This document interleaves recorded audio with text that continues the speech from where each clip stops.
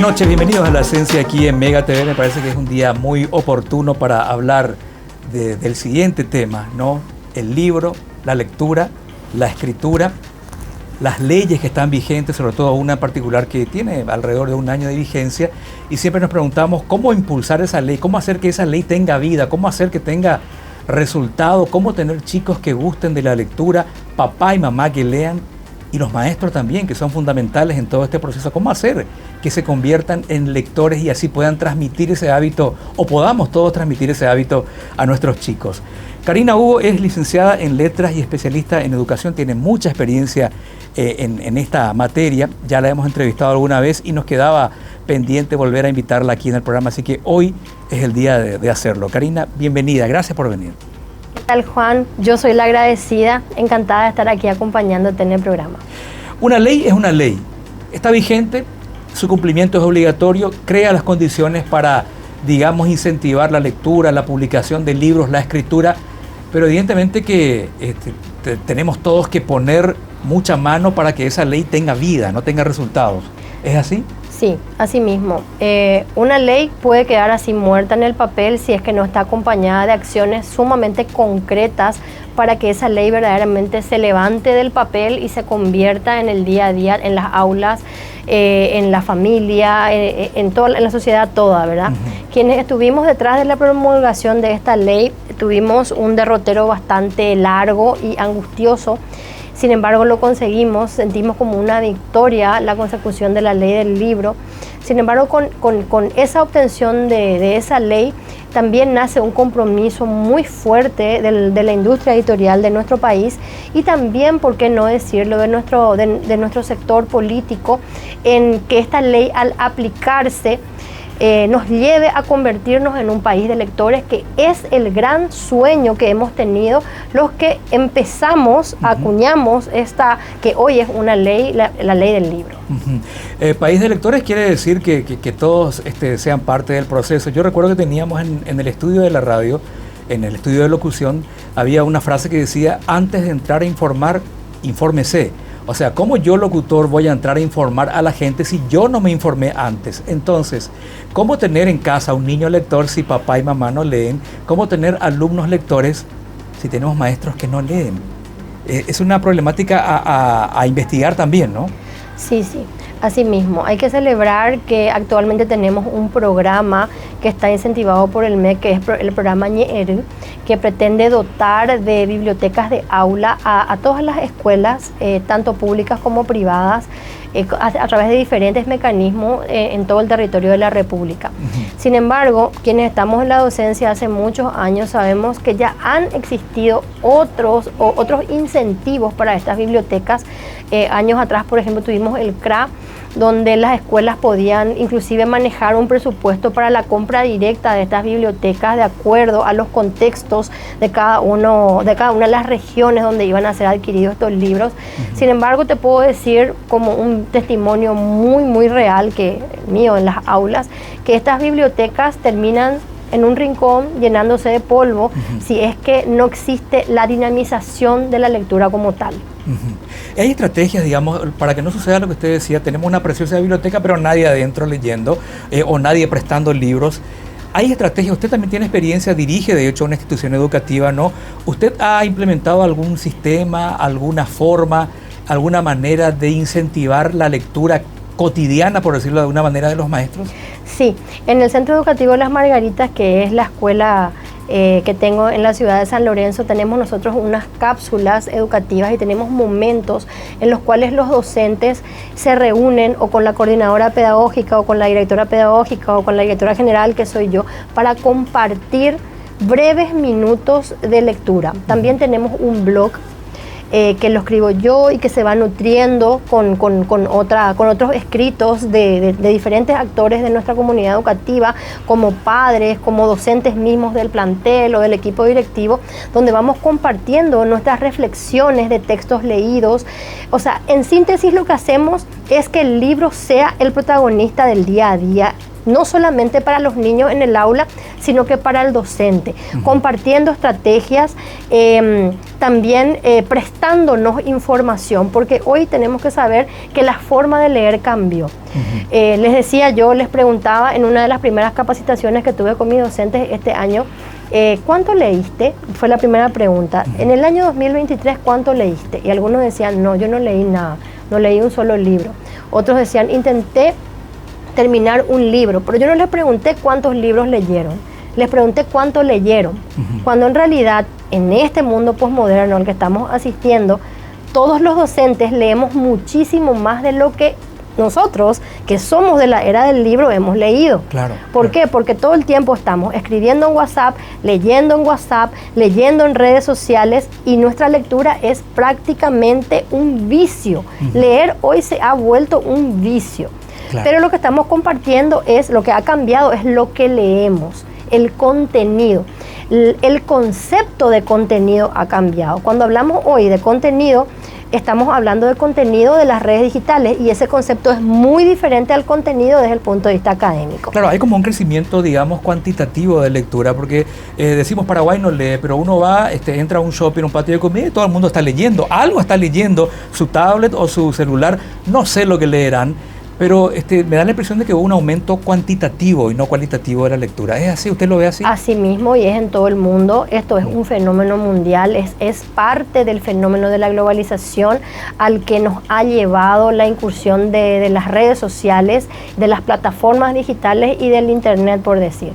Y eso es auspicioso. ¿Por qué? Porque el hecho de que estemos leyendo más nos permite empezar a poner el foco en qué estamos leyendo, cuál es la calidad que tiene lo que estamos leyendo, y si la información que estamos consumiendo, porque en realidad lo que hacemos es consumir más que leer, porque leer es comprender. Claro. Nosotros lo que estamos haciendo es consumir. Estamos entrando en contacto con una información que no nos lleva a la reflexión, porque ese es el eslabón, ese es el escalón que nos saltamos. El escalón del sentido crítico es el que nos saltamos. Entonces lo que hacemos es consumir información, la damos por correcta, damos por hecho lo que leemos, entonces creemos que se murió, qué sé yo, Madonna. ¿Verdad? Y está lo que llamamos fake news, por ejemplo. Sí, sí. Entonces la forma de leer cambió. Sin embargo, el problema de la lectura sigue siendo el mismo en nuestro país y en muchas latitudes del planeta. El problema de la falta de comprensión y del analfabetismo, hoy podemos decir que se ha extendido a un analfabetismo digital. Somos analfabetos digitales. Utilizamos los medios, utilizamos la digitalidad, pero lo hacemos de manera automática, sin mediar la reflexión. Qué interesante realmente. Mira que yo tengo 53 años, vengo de una época en que teníamos que aprendernos de memoria todo. El mejor alumno era aquel que se memorizaba de punta a punta todo lo que se daba en clase. Ese era el disciplinado, el correcto. Y aquel que más o menos se salía del cuadro era como un rebelde. Era un sistema para mí perverso. Yo hubiese creído que hoy eso estaría atrás. Sin embargo, me parece que todavía hay ciertos rastros, ciertas huellas de aquel sistema, ¿no? Sí, yo pienso que la manera de someter es lo que cambió. Antes nos sometían por la disciplina y hoy nos someten por la masificación, por el consumismo, ¿verdad? Entonces, salir de ahí y que los maestros y que los padres tomemos conciencia de cuáles son las herramientas para poder tener autonomía, tienen todo que ver con el libro y tienen todo que ver con la lectura, pero la lectura como una estrategia, como un hábito, como una actitud hacia la comprensión, hacia la concienciación. Esa es la herramienta que no va a pasar de moda, ese es el objetivo que tenemos que perseguir. Usted decía, leer es comprender. ¿Cómo incentivamos esa comprensión de los chicos? Es decir, que no crea precisamente todo lo que está escrito, porque la duda es el impulso para aprender, y siempre yo digo que la duda salva. Sin embargo, nuestro sistema no permite o no favorece a aquel chico que pone en duda lo que está escrito por alguna razón. Siempre pongo el ejemplo del descubrimiento de América. La maestra dicta, Cristóbal Colón descubrió América en 1492. Y hay un chico ahí que levanta la mano y dice, pero profe, si cuando Colón llegó encontró aquí habitantes, es porque antes llegó alguien más que Colón. O sea, otros descubrieron en realidad América y no precisamente Colón. El sistema debería incentivar esa curiosidad y esa duda del chico. Pero ¿qué hace el sistema perverso tradicional? Lo calla. Le dice, ¿sabes qué? Aprender lo que está acá y estudiar así para el examen. ¿Cómo cambiamos ese vicio de nuestro sistema? Como todo lo que hace a un sistema de aprendizaje. Para que exista el aprendizaje, tiene que existir la duda, como bien lo estás diciendo vos. Y esta es una oportunidad para que tanto la familia como el maestro adquieran ese espacio de protagonismo y de liderazgo que con el tiempo han perdido. Hoy por hoy es muy difícil liderar para papá y mamá en la familia. Sí. Es muy difícil para el maestro liderar en la escuela. ¿Por qué? Porque justamente el Internet con sus gurús, porque así es, ¿verdad? Sí. Que dicen esto es así, esto es lo correcto, esto es lo que vende, esto es lo que no vende, de esta forma ganas plata, si te vuelves exitoso, si quieres tener popularidad tenés que vestirte así, tenés que... Bueno, ese tipo de dogmas, que hoy son los dogmas digitales, pueden ponerse en entredicho con la guía muy cercana de un adulto. Porque lo que todavía no hace el Internet es pensar por sí mismo. Todavía no nos ha robado la posibilidad de que nosotros incentivemos el sentido crítico y le ayudemos al niño y al joven que está frente a la pantalla a curar la información. Exacto. Quiero ir a un breve corte y después seguimos charlando en los minutos que nos queda, porque todavía me quedan varias preguntas. Por ejemplo, ¿cómo incentivar la lectura de un niño? Por ahí ya es difícil, es complicado, pero presumo yo, sin ser especialista, que incentivar a la lectura diaria de un maestro debe ser todavía más complicado, porque ya tuvo una formación X de ahí, desde que comenzó, digamos, a estudiar hasta, digamos, ejercer la docencia. Pero de eso a la vuelta del corte, ¿le parece? Muy bien. Ya volvemos.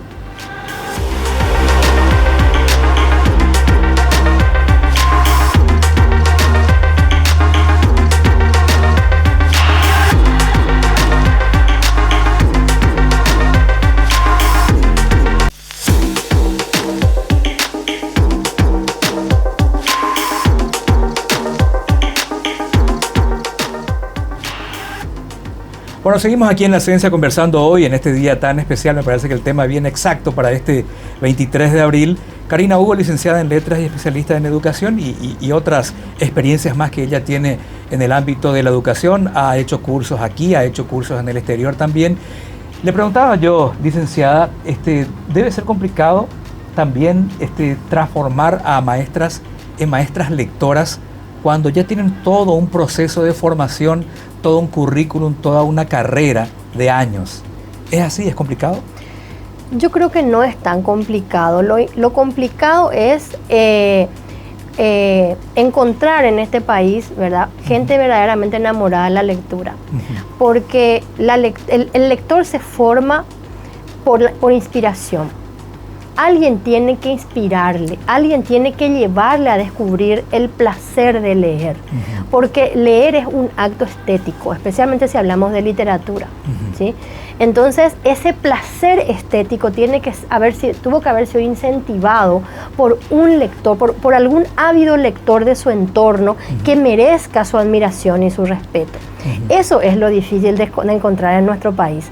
Por eso que es muy importante que cuando en el círculo de la escuela tenemos maestros que tienen ese goce estético a flor de piel, utilicemos en nuestro contexto diario para poder permear al conjunto de maestros que nos toca liderar. Estoy hablando para las directoras, por ejemplo. Claro. ¿Verdad? Cuando tenemos ese profe de literatura que se sabe y que deleita con un poema, que nos recomienda un libro, que siempre está citando a un autor, bueno, ahí tenés a tu líder, al que le va a contagiar a los demás. Y dar también pequeñas tareitas. Porque no nos olvidemos que la materia prima del docente es el amor al estudio. Un docente con vocación elige la carrera del magisterio porque ama el conocimiento, porque desea, porque tiene sed de saber. Y esa sed es la que tenemos que aprovechar los que estamos liderando las instituciones educativas y, ¿por qué no?, los grandes escaños del gobierno y que tienen decisiones políticas para poder contagiar ese placer por la lectura. Porque no hay otro secreto, así como para aprender a leer hay que leer. Claro. Y para aprender a escribir hay que escribir. Para aprender a amar la lectura hay que conocer ese camino del amor. Por ahí está la transformación educativa que precisa nuestro país. No necesariamente por una biblioteca en el aula, aunque sí, obviamente que es la herramienta. El libro es la herramienta, pero en realidad la verdadera herramienta es un maestro lector. Un maestro lector. Interesante. Los niños, licenciada, tienen sus propios gustos, tienen su música, las cosas que les gustan, las cosas que investigan en internet. Y he leído que en Europa, por ejemplo, han encontrado la manera de llegar a demostrar al niño que leyendo van a encontrar muchas cosas coincidentes con su gusto. Ahí ya alguna vez puse este ejemplo en algunos países como en Bélgica, por ejemplo, que están comparando letras de Taylor Swift o de Miley Cyrus con escritos de Stephen King, de Tolkien y compañía y otros escritores más. Entonces los niños, pero caramba, se sorprenden, miran, no me diga que esto que dice Taylor Swift de alguna manera ya lo dijo este escritor en tal época, y ahí empiezan a ser atraídos por la lectura. ¿Sería esa una buena manera de seducir, de decir al niño, mira lo que te estás perdiendo porque no estás leyendo? ¿Se podría encontrar por ahí el camino? Es una estrategia de muchísimas otras que deben nacer del maestro, o del padre o de la madre que acompaña la lectura del niño o del joven o del adolescente. Sí. Es una de muchísimas estrategias que podemos utilizar para atraer al chico hacia la lectura. Hay dos maneras, las únicas dos maneras de motivar el aprendizaje son la curiosidad y la sorpresa. Siempre y cuando logremos incentivar la curiosidad del niño, tenemos el primer disparador. Yo le suelo decir a mis maestras, el hola, ¿qué tal? Tiene que ser despertar la curiosidad. Y que de qué forma yo sostengo ese momento en el cual estoy incentivando al niño sobre un tema a través de la sorpresa. Constantemente el tema debe significar un motivo de sorpresa para el niño. Y en el caso del adolescente, el protagonismo. ¿Quién es el joven que no quiere ser protagonista? ¿Quién es el joven que no quiere mostrar lo que sabe hacer? Los jóvenes los adolescentes y los jóvenes están navegando en su interior. La riqueza interior del adolescente y del joven es inconmensurable. Quien más, quien menos quiere mostrar lo que sabe hacer. El que sabe dibujar, que sabe dibujar. La que sabe bailar, que sabe bailar. El que sabe cantar, que sabe cantar. El que sabe andar en patineta, que sabe andar en patineta. El que sabe rapear, que rapee, ¿verdad? Y esos son los pequeños atajos que tenemos nosotros los docentes, que verdaderamente buscamos el aprendizaje para que el adolescente se sienta motivado. Y cuando un maestro entra a la sala de clase y empieza a hablar en el lenguaje del adolescente y conoce del mundo del adolescente, ese docente enamora. ¿Por qué? Porque generalmente los docentes no vivimos en el mundo de nuestros alumnos, no transitamos los caminos de nuestros alumnos. Y cuando los alumnos nos descubren con ese interés de ponernos su ropa, de hablar con su jerga, de saber en qué mundo ellos están. Hoy me preguntaban en otra entrevista qué consejo podríamos darle a padres y maestros para incentivar la lectura de los jóvenes. Un canal muy interesante que a los jóvenes les encanta es el streaming. Sí.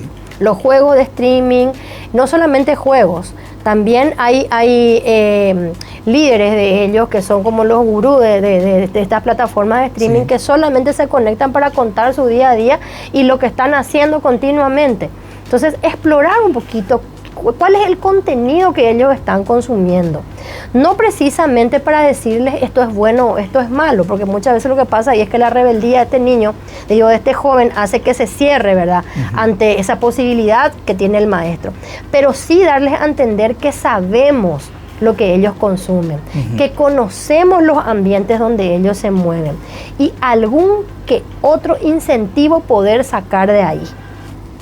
Claro, yo creo que es cuestión de fijarse también, porque por algo los youtubers, por ejemplo, atraen tanta la atención de los chicos, porque tienen sus estrategias. Yo creo que nosotros, los papás, a veces nomás no queremos actualizarnos, ¿verdad? Tenemos ese problema. Los maestros también, y fíjese para lo que hablábamos de lo que están haciendo en Europa, ese maestro tiene que estar constantemente actualizado, como decía usted, tiene que saber qué música está escuchando su alumno, qué dice la canción que está escuchando su alumno y a partir de ahí ver la manera de comparar con obras literarias que pueden ser de beneficio para ese chico. O sea, es una actualización constante también que tiene que tener el maestro, creo que los papás también, ¿no? Sí, realmente es un desafío muy grande porque ese maestro que vos acabaste de mencionar, tiene que tener una cultura general tal para poder hacer un paralelismo entre Taylor Swift y un texto literario. Claro. La cultura general que tiene que tener verdaderamente tiene que ser amplia. Ese sí es un maestro lector. Difícilmente sin que nosotros los maestros y sin que nosotros los adultos en general trabajemos en nuestras propias habilidades lectoras, vamos a conseguir incentivar, porque imponer con imponer no vamos a lograr que nuestros chicos lean. No es por la imposición, no es dándoles una tarea, ni siquiera es leyendo el libro con ellos. Ni siquiera es leyendo el libro con ellos, porque sigue siendo conductista, sigue siendo una manera vertical de entregar el contenido. Cuanto más abramos el abanico de posibilidades, un ejemplo, Caperucita Roja, para los más chiquititos. ¿De qué nacionalidad es el autor? ¿Cómo es el país donde nace este autor? ¿Por qué usaba una caperuza?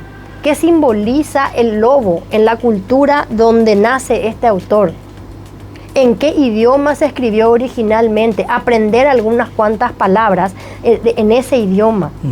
Y hacer otros paralelismos más con nuestro país. Si Caperucita fuera paraguaya, o sea, realmente la cultura general todavía es el puente y es la llave para el aprendizaje.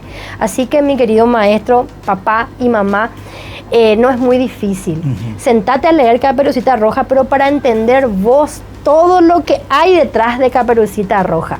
Investiga, en internet está todo. Claro. Además, tratar de establecer también un paralelismo, como decía usted, con nuestro entorno. Ahí el chico va a estar motivado realmente. Por ahí Caperucita Roja le suena como lejano, pero fíjate lo que está pasando a nuestro alrededor. Y ahí el chico tiene un contacto con la realidad y encuentra realmente una riqueza que a lo mejor no veía dentro de ese texto de Caperucita Roja, ¿no? Ir a lo que llamamos nosotros los docentes, ir a la metalectura, ir al metalenguaje, y no quedarnos sencillamente con la moraleja y que no hay que hablar con extraños, ¿verdad? Porque eso no genera curiosidad en el chico, eso no incentiva la sorpresa del chico. Sigue siendo un aprendizaje verticalista, un aprendizaje conductista, que ya no es el lenguaje, ya no es la forma en la cual el niño de hoy viene preparado para aprender. La humanidad ha evolucionado, la educación ha evolucionado, nuestros niños están muy estimulados cuando llegan a la escuela, sobreestimulados diría yo. Entonces hoy tenemos que apelar a otros recursos. Vuelvo a repetir, leer es comprender. A donde tenemos que llegar de la mano con el alumno es a la comprensión de textos, porque hoy por hoy sabemos que el gran problema en nuestro país es el analfabetismo funcional. Chicos, niños, la población en general que lee pero no comprende lo que lee. Ahora, pregunto yo, ¿eso cambia cuando le pones al niño o al joven un libro en la mano? Va a seguir leyendo, recitando las palabras del texto. A lo que tenemos que poder llegar los paraguayos es a la comprensión, al análisis, a la interpretación, a la reflexión.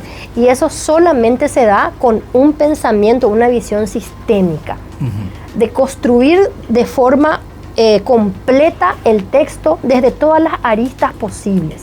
Y que esa deconstrucción me lleve por los caminos a lo mejor más insospechados, y tal vez en uno de esos senderos esté el placer de ese niño, el placer de ese joven, y se enamore o de la historia o de la geografía, ¿verdad? O de la tecnología o de lo que ese texto pueda darle. Correcto. Un gusto tenerla, licenciada. Muchísimas gracias por venir. La vamos a invitar de vuelta para seguir charlando de esto. Y me quiero ir con esta frase, creo que usted va a coincidir conmigo. El que no lee no sabe lo que se pierde. El que no lee no sabe lo que se pierde. Les invito a todos mis colegas maestros a que a partir de este programa vayan a desempolvar su biblioteca, que busquen aquel libro que les enamoró, que lo vuelvan a hojear y que vuelvan a recorrer. Estoy segura que van a encontrar una historia nueva, un libro nuevo y una razón nueva para poder incentivar a sus niños y a sus jóvenes. Muchísimas gracias por venir, licenciada. A las órdenes. Licenciada Karina Hugo, entonces, licenciada en Letras y especialista en Educación.